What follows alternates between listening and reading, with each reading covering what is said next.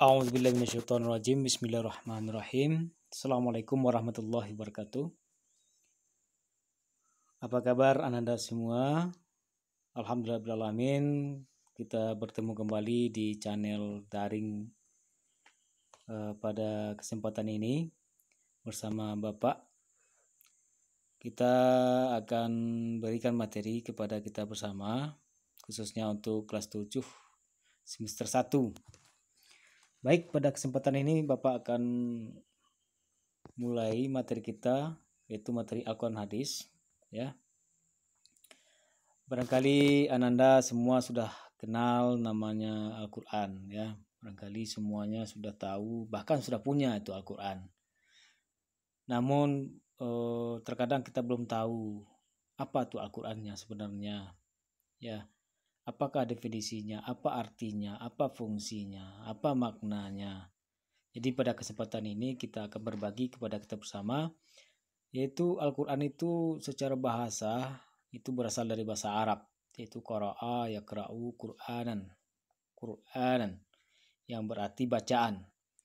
Sebagian ulama menyebutkan bahwa kata Al-Quran adalah masdar yang diartikan dengan isim ma'ful, yang yakni ma'ruf, artinya sesuatu yang dibaca. Maksudnya adalah Al-Quran itu adalah bacaan yang dibaca, ya. Makanya dalam bahasa Al-Quran pernah kita dapatkan Iqra, bacalah, seperti itu. Secara istilah, Al-Quran adalah wahyu yang diturunkan kepada Nabi Muhammad SAW secara beransur-ansur melalui malaikat Jibril, dan membacanya terhitung sebagai ibadah, ya. Jadi Al-Quran itu turunnya kepada Nabi Muhammad bukan secara sekaligus dari ayat 1 sampai ayat terakhir, dari surat pertama sampai surat terakhir, tidak seperti itu.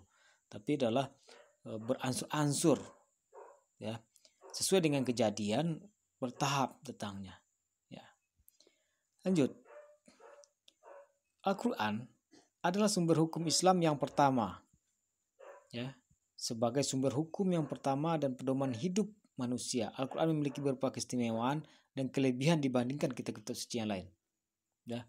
Al-Quran menjadi sumber hukum kita, menjadi pedoman kita untuk mengambil hukum. Kita mengambil hukum melalui Al-Quran. Nah, hukum yang pertama itu kita ambil dari Al-Quran dulu, terlebih dahulu, ya. Berikut, ya, keistimewaan dari Al-Quran tersebut dapat Anda bacakan di sini. Yang pertama, Al-Quran itu memuat kalam-kalam Allah yang menjadi pedoman hidup manusia sepanjang masa, ya. Jadi perkataan-perkataan Allah itu termuat dalam Al-Quran, ya. Mulai dari sejak sejak dibangunnya alam ini, atau sebelum dibangunnya alam ini, Allah telah memuat kalam-kalamnya. Nah, kalam-kalam tersebut ada di Al-Quran. Kemudian Al-Quran adalah sumber ilmu pengetahuan, sehingga seluruh fenomena yang terjadi di alam semesta tidak akan pernah berlawanan dengan apa yang Allah ciptakan. Semuanya telah tertulis dalam Al-Quran, ya. Semuanya sudah tertera dalam Al-Quran, fenomena yang terjadi dan yang akan terjadi dan bahkan yang belum terjadi, ya. Yang sudah terjadi sudah dimuat. Kemudian Al-Quran diturunkan oleh Allah SWT dengan gaya bahasa yang istimewa, mudah, tidak sulit bagi siapapun untuk memahaminya, dan tidak sulit pula mengamalkannya jika disertai dengan keikhlasan hati dan kemauan yang kuat. Lanjut. Nama-nama Al-Quran. Pertama, namanya adalah Al-Quran itu sendiri namanya. Nama yang paling dekat adalah Al-Quran itu sendiri. Allah menyebutkan kata-kata Al-Quran dalam Al-Quran itu adalah 58 kali. Penyebutan berulang-ulang itu menjadi peringatan bagi kita agar Al-Quran selain bacaan juga merupakan petunjuk dalam hidup. Kedua, Alkitab. Artinya, wahyu yang tertulis. Menurut Syekh Abdullah Ad-Diros, penamaan dengan Alkitab menunjukkan bahwa Al-Quran tertulis dalam mushaf dan hendaknya melekat di dalam hati. Rasulullah bersabda, orang yang di dalam hatinya tidak ada sedikit pun Al-Quran bagaikan rumah yang rusak, ya, rumah yang tidak pernah terbaiki. Jika Al-Quran itu ibaratnya tidak ada dalam rumah mereka. Kita lanjutkan. Kedua, al-huda, artinya ada petunjuk. Ya, seperti layaknya pilot atau mesinis sebuah kereta api atau sopir memiliki buku petunjuk jalan, mana rute yang akan ditempuh. Nah, Al-Quran juga layaknya seperti itu. Sebagai petunjuk merupakan fungsi utama yang diturunkannya Al-Quran oleh Allah Subhanahu wa taala. Kita tidak dapat menjadikan Al-Quran sebagai petunjuk jika kita tidak bisa membacanya dan memahaminya serta mengamalkannya dengan baik. Yang ketiga, lanjut, ar-rahmah, berarti rahmat terutama bagi orang-orang yang beriman. Al-Quran adalah rahmat bagi yang beriman, mendapatkan rahmat. Al-Quran itu datang seperti rahmat. Berikutnya nur, cahaya penerang. Konsekuensi dari pemahaman ini adalah dengan menjadikan Al-Quran sebagai cahaya yang menerangi jalan hidup kita, kita melihat tuntunan Al-Quran, kemudian melangkah dengan tuntunan tersebut. Ruh, berarti ruh sebagai penggerak. Ruh penggerakkan jasad manusia. Dengan nama ini Allah SWT ingin agar Al-Quran dapat menggerakkan langkah dan kiprah manusia, terutama perannya untuk memberikan peringatan kepada seluruh manusia bahwa tidak ada ilah, tidak ada Tuhan selain Allah. Ibarat manusia kalau tidak punya ruh, apa yang akan terjadi? Ruh akan mati, akan berangkat. Jadi seandainya Al-Quran itu tidak bisa dihidupkan dalam tubuh kita, ibaratnya tubuh yang tidak memiliki ruh. Artinya adalah seperti mayat. Lanjut, syifa, berarti obat. Al-Quran merupakan obat penyakit hati dan kebodohan musyrik, kekafiran dan munafik. Dalam Al-Quran juga banyak disebutkan di sana. Ada obat-obat yang dijelaskan dalam Al-Quran. Ya.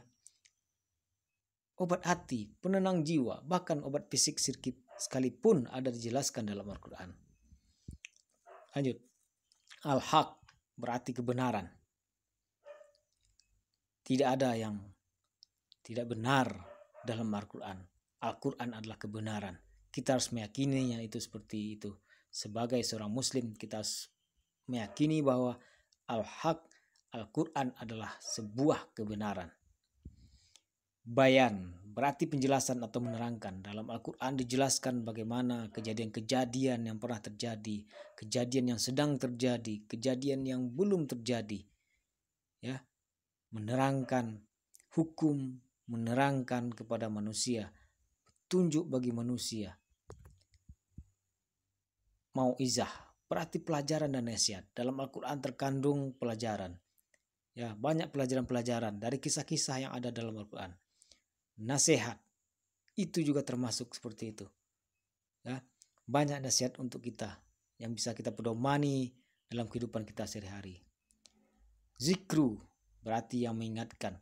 Al-Quran adalah mengingatkan kita.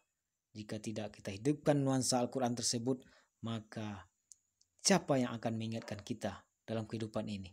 Kalau tidak Al-Quran, yang merupakan lafaz-lafaz Allah, yang merupakan kalimat-kalimat Allah, teguran-teguran Allah di dalam zikru tersebut. An-naba, berarti berita. Dalam Al-Quran memuat berita-berita umat terdahulu dan umat yang akan datang. Kejadian-kejadian yang terjadi di masa lalu, peristiwa-peristiwa di masa lalu diterangkan, diberitakan dalam Al-Quran. Kita akan tidak pernah tahu bagaimana kejadian Nabi Musa, kisah Nabi Adam. Tentu melalui Al-Quran lah kita dapat mengetahui berita tersebut. Baik, sekarang kita lanjut kepada fungsi. Fungsi Al-Quran adalah, yang pertama adalah pedoman bagi manusia, petunjuk rahmat bagi kaum muslimin, bagi kaum yang meyakininya. Kemudian pembenaran, artinya dia menurunkan kitab Al-Quran kepada Muhammad yang mengandung kebenaran, membenarkan kitab-kitab sebelumnya dan menurunkan Taurat dan Injil.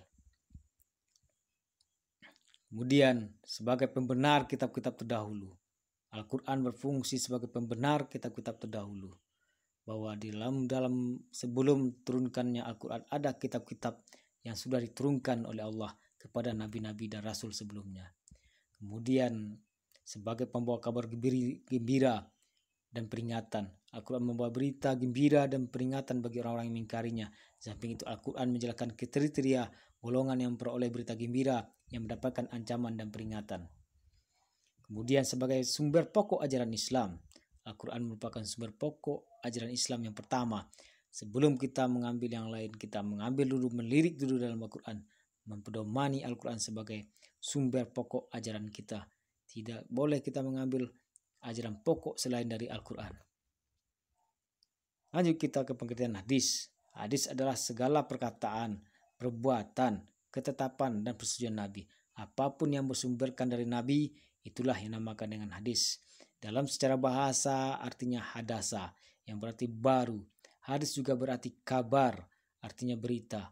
Istilah lain yang identik dengan hadis adalah sunnah, namun beberapa ulama membedakan pengertian keduanya antara hadis dan sunnah tersebut.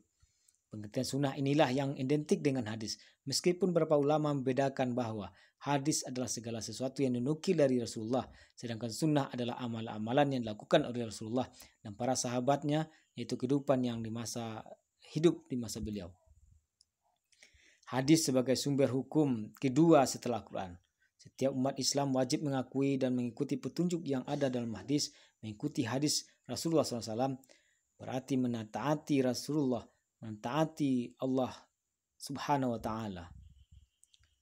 Artinya, apa yang diberikan oleh Rasul kepadamu maka terimalah, dan apa yang dilarang bagimu maka tinggalkanlah, dan bertakwalah kepada Allah. Sesungguhnya Allah amat keras hukumannya.